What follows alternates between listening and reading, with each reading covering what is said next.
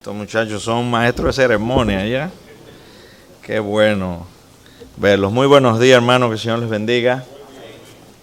Quiero que leamos un versículo en Isaías capítulo 43. El tiempo ha avanzado, pero yo estoy relax, yo estoy en modo cumpleaños y cosas de esas, y modo aniversario. Así que yo estoy tranquilo y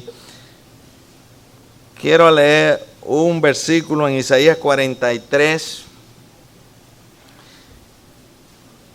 Ahora, así dice Jehová, creador tuyo, oh Jacob, y formador tuyo, oh Israel, no temas, porque yo te redimí, te puse nombre, mío eres tú. Amén, amén. No temas. Estamos celebrando estos 100 años. Y yo pensaba, y le pregunto a ustedes, si en algún momento Mr. Reed sentiría algo de temor, planificar un viaje como ese, no en un avión, era en barco. Y yo creo que sí, algún temor. Las buenas decisiones son difíciles de tomar. Y uno siente agua en el estómago. Las malas son fáciles de tomar. Y yo me imagino a algún primo que lo llamaría aparte, el primo que más jugaba con él, no te vayas para allá, pensando que lo iba a extrañar. Enfermedades. Dice don Pablo, la gente andaba descalzo aquí. La gente andaba descalzo.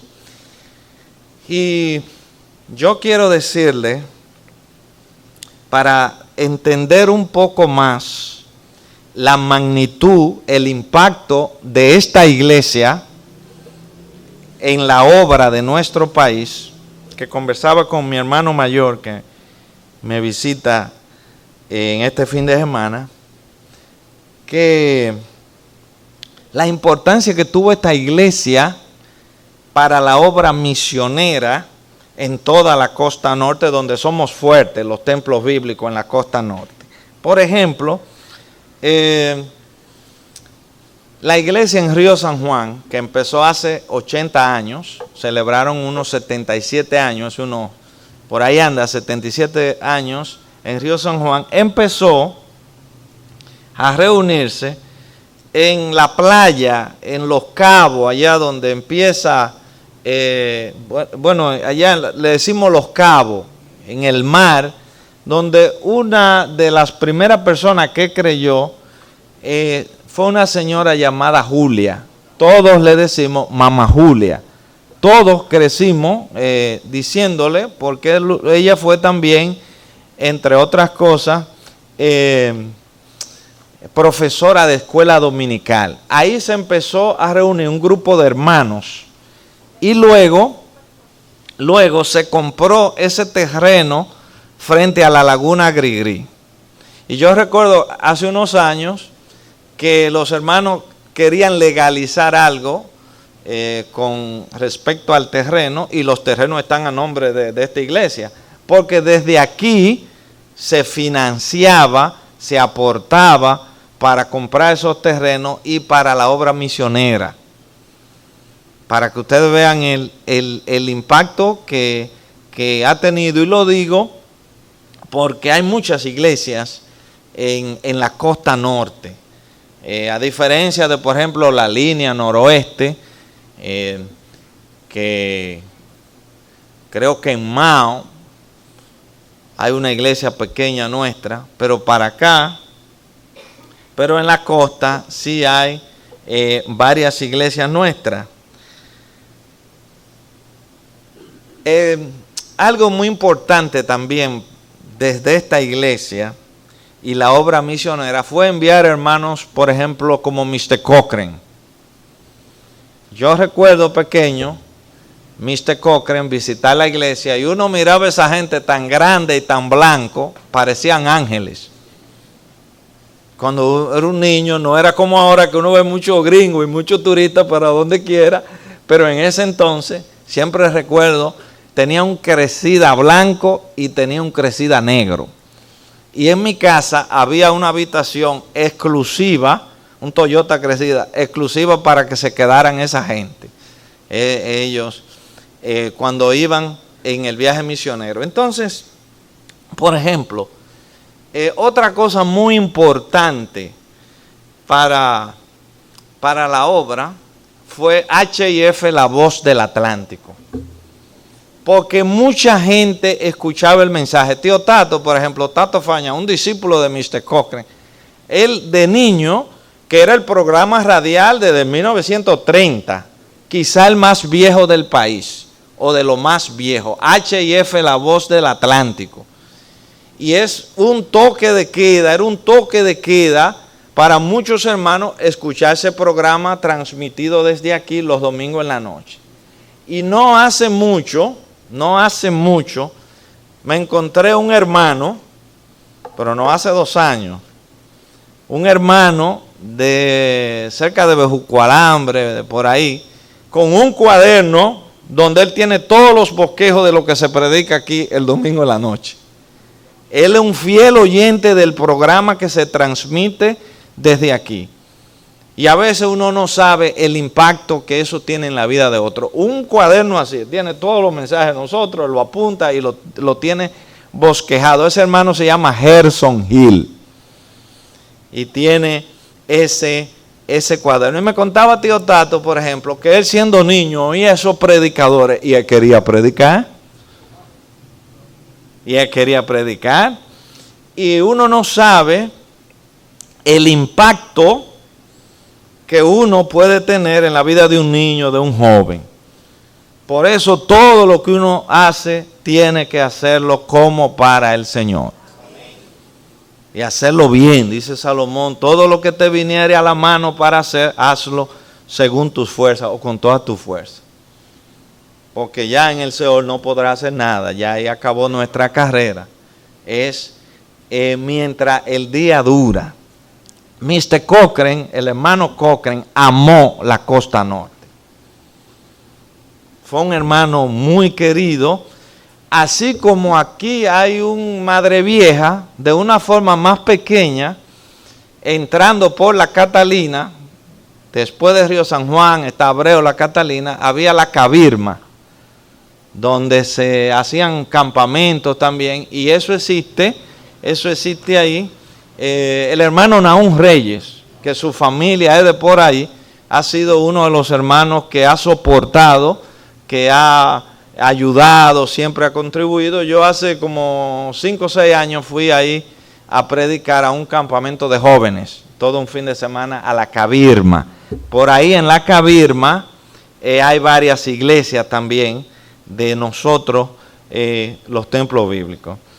Ustedes una vez recordarán el hermano Mr. Cochrane contando su primer viaje misionero a la costa norte. Y el transporte era una Land Rover del 2024. Un burrito que los pies le daban a él en el suelo, porque allá como que usted se monte en un pony al pelo. Los del pueblo no saben lo que es al pelo, pero al pelo es que sin silla, sin aparejo. Y dice Mr. Cochrane que agarró para la Catalina. La Catalina está más allá de Río San Juan, llegando a Cabrera. Y la carretera llegaba hasta Sabaneta. Saben que ese río, y ese río antes era mucho más caudaloso, eso era un brazo de mar.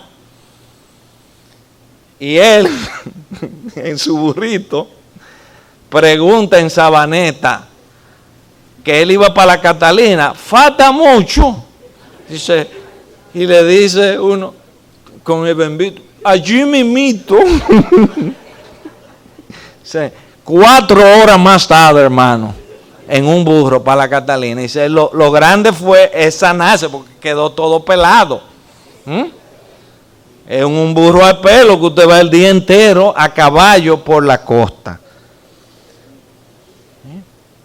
Ese amor por las almas mostraron esos amados hermanos.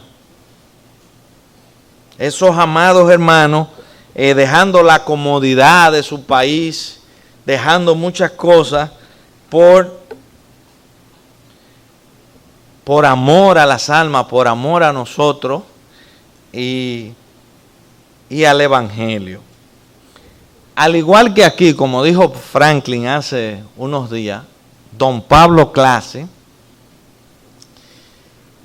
fue de gran bendición para la obra en la costa norte. Por ejemplo, mi mamá conoció el Evangelio escuchando a don Pablo en escuela de verano.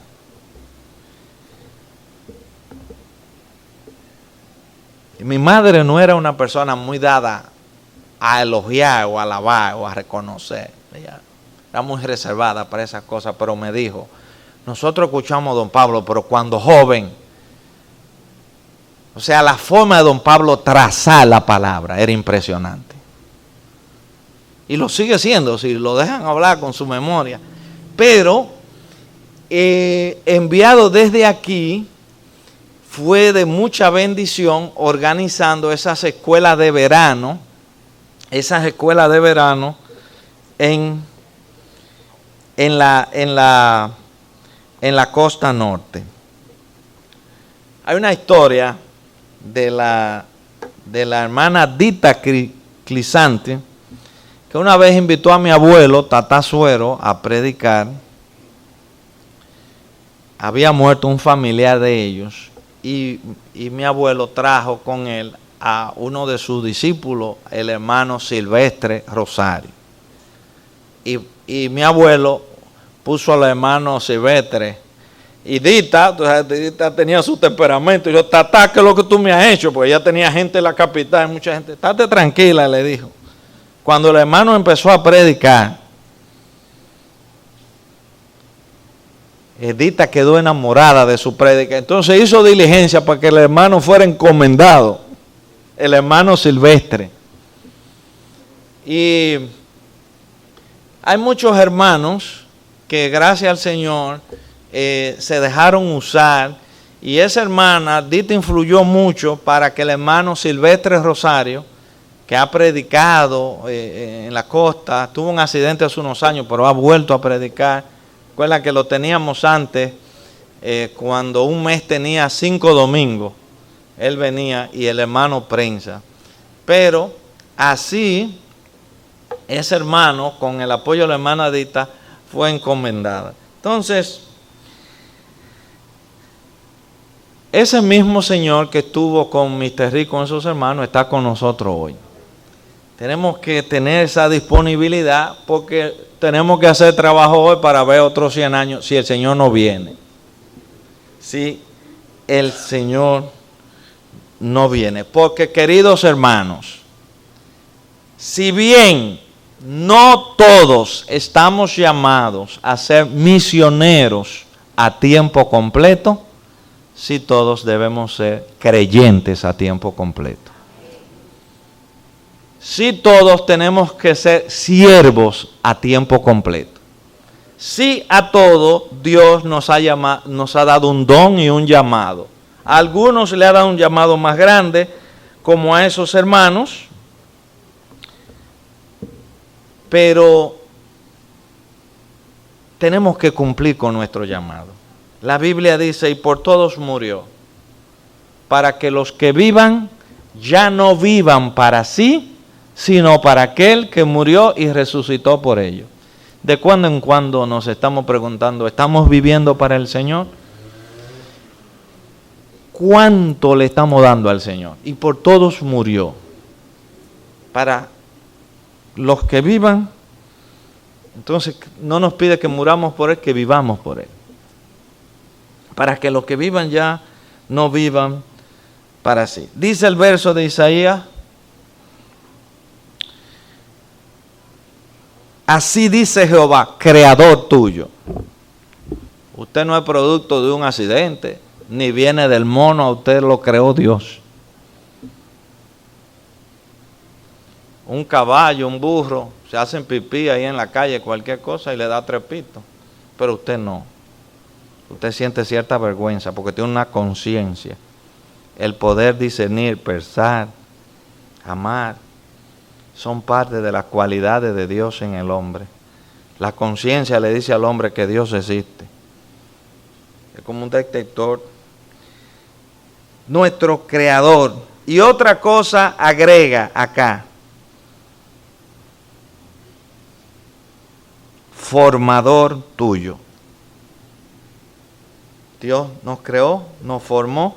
Dice el Salmo 139,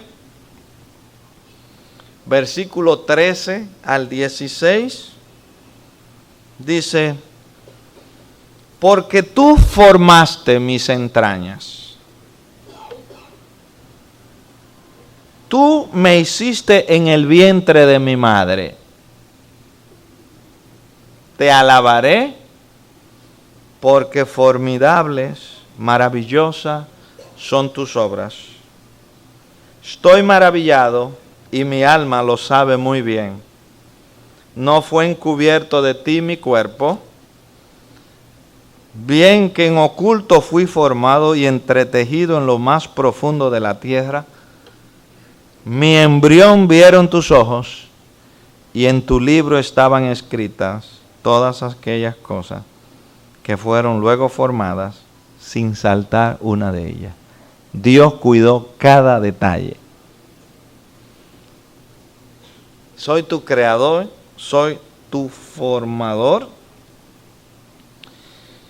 Y no temas.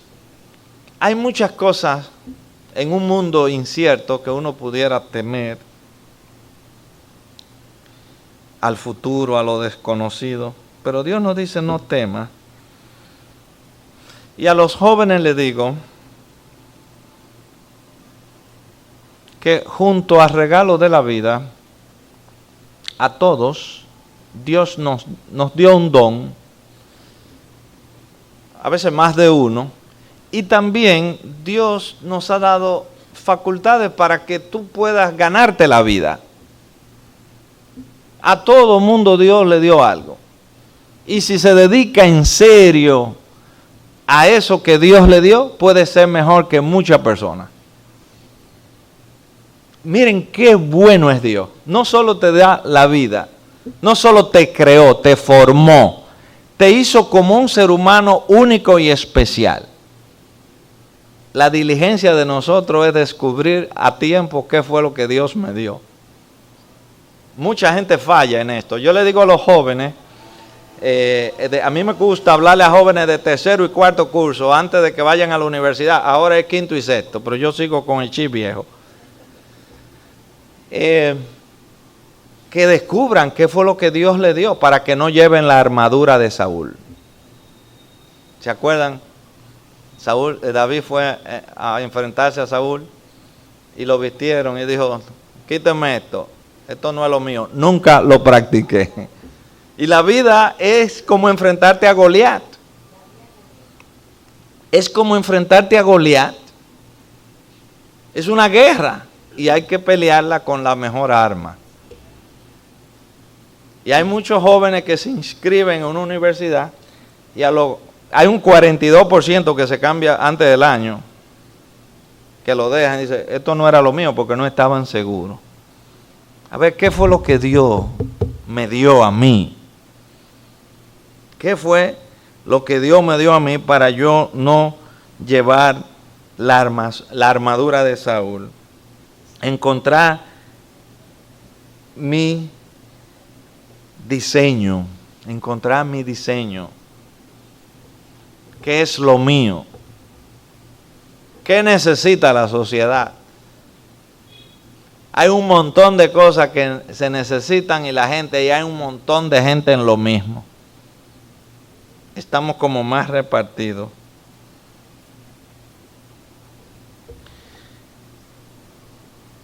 Y si Dios cuidó cada detalle, mi embrión vieron tus ojos y en tu libro estaban escritas todas aquellas cosas que fueron luego formadas sin saltar una de ellas. Dios cuidó cada detalle. Hay gente que no sabe lo que quiere estudiar, hay gente que tiene problemas con identidad, si son hombres, si son mujeres. Dios lo hizo varón y hembra, dice la Biblia. Y cuando el hombre quiere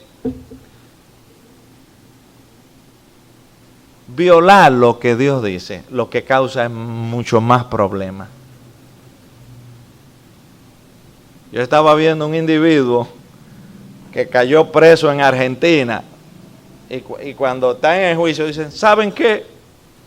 Yo me considero una mujer y me siento mujer. Y lo mandaron a una cárcel de mujeres. Cuando había embarazado 5, lo sacaron. ¿Qué problema? En Texas han tenido que promulgar una ley, por lo menos hay gente que piensa, para salvar el deporte femenino. Porque yo me considero mujer, me meto con una mujer a jugar. No hay igualdad. Y para salvar el deporte femenino, han tenido que hacer eso. Porque dice la palabra de Dios en 1 de Corintios, capítulo 6, verso 9. Dice la palabra de Dios. ¿No sabéis que los injustos no heredarán el reino de Dios? No erréis, ni los fornicarios, ni los idólatras, ni los adúlteros, ni los afeminados, ni los que se echan con varones, ni los ladrones, ni los avaros, ni los borrachos, ni los maledicientes, ni los estafadores, heredarán el reino de Dios. Y esto erais algunos. ¿Qué versículo más esperanzador? Mas ya habéis sido lavados, habéis sido santificados, ya habéis sido justificados en el nombre del Señor Jesús y por el Espíritu de nuestro Dios. En esa iglesia había gente que habían tenido todo tipo de problemas, pero la sangre de Cristo nos limpia de todo pecado. Y eso es muy esperanzador. Pero ya eso eran ustedes antes, eran afeminados, ladrones, adúlteros, idólatras, fornicarios. Entonces, si usted tiene un problema, la sangre de Cristo lo limpia de todo pecado. En Cristo hay esperanza. En Cristo hay esperanza, en Cristo hay poder. Y miren qué interesante, ya habéis sido santificados, ya habéis sido justificados en el nombre del Señor Jesús. Hay un mecánico que me estaba haciendo un trabajo el otro día y él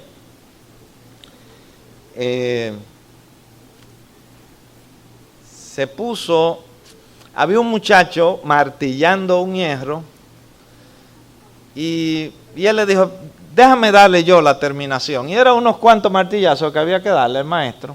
Y cuando le da, saltó un pedazo de hierro y le afectó el ojo y lo han tenido que operar 4 veces del ojo. Dice, un hombre que siempre se pone su máscara y su cosa y le obliga a los otros, pero como eran 2 martillazos. Y él me dijo, si uno pudiera devolver el tiempo y ponérselo, ha sufrido, ha pasado trabajo y casi pierde ese ojo en un instante. Y yo pensaba, si uno pudiera volver atrás, ¿qué cosa uno haría diferente? Y yo me di cuenta que, por ejemplo, al estudiar una cosa, a veces uno es tan práctico que no cuida detalles. Y yo cuidaría más detalles al aprender. Por ejemplo, yo he estudiado idiomas y en vez de tú aprenderte tantos verbos, tú dices, este es irregular y se conjuga de esta forma. y los regulares de esta forma y no tienes que aprendértelo tanto, si te aprendes las reglas. Bueno, aquí hay algunas palabritas que si nos las aprendemos en el Evangelio, como somos nosotros los que tenemos que evangelizar y prepararnos para explicar el Evangelio, que en este versículo del capítulo 6, dicen, ya habéis sido santificados, verso 11. Santificado es apartado. Dios te ha apartado. Usted vio lo del embrión, ¿sabe lo que dice Jeremías? Desde el vientre de mi madre. Pablo dice, desde el vientre de mi madre. Dios te apartó para algo. Ya habéis sido justificados. ¿Qué es justificar? Es declarar a alguien limpio, absuelto delante de Dios, sin culpa. Justificado pues por la fe, tenemos paz para con Dios. Los antiguos se preguntaban, por ejemplo, en el libro de Job, capítulo 25, en el libro de Job, hay una pregunta interesante allí, dice, ¿cómo pues se justificará el hombre para con Dios? No ante los hombres, para con Dios. Ese problema, para con Dios. En Hebreos capítulo, en Romanos capítulo 4 nos habla de un hombre especial, Abraham. Y dice, porque si Abraham fue justificado por las obras, tiene de qué gloriarse, pero no para con Dios.